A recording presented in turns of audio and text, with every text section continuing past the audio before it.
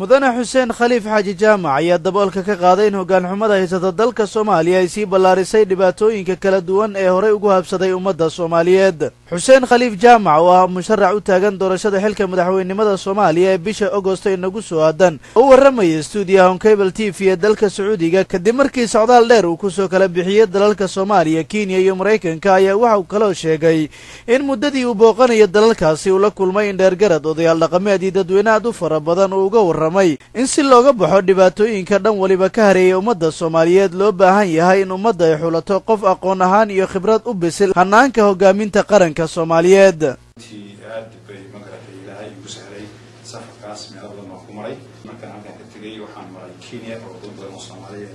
aan kala hadlay dad badan oo Kenya kadib waxaan gaaray caasimadda Soomaaliya Muqdisho oo runtii aad ay u soo dhaweeyay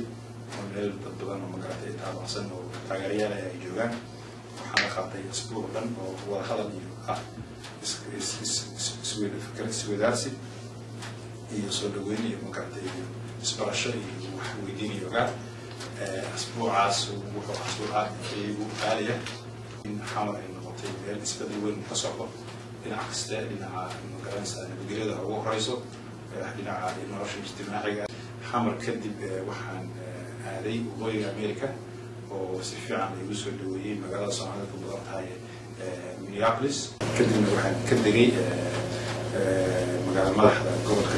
Galkacyo waxaan ku aad u soo dhaweeyay si aad iyo aad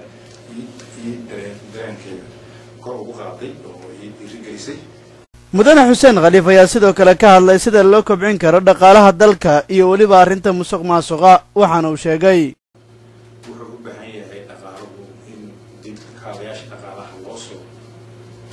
kiciyo. dokumentigan dhinacaas baa muddaa inuu jihaysan yahay. dokumentigaa soo baxay Turkiga ka soo baxay Istanbul haddana mid baa miiska saaran oo hadda laga hadlaya inuu soo diro kulli wax farta ku fiiqayaan in Soomaaliya maaheedu ay lacag badan usatay taas ilaahay baa inoo og laakiin kulli heedaha soo saaray heeda sahlan ma aha heeda culus weeye. Cabduqaadir Qayska, Cable TV, Jeddah, Saudi Arabia.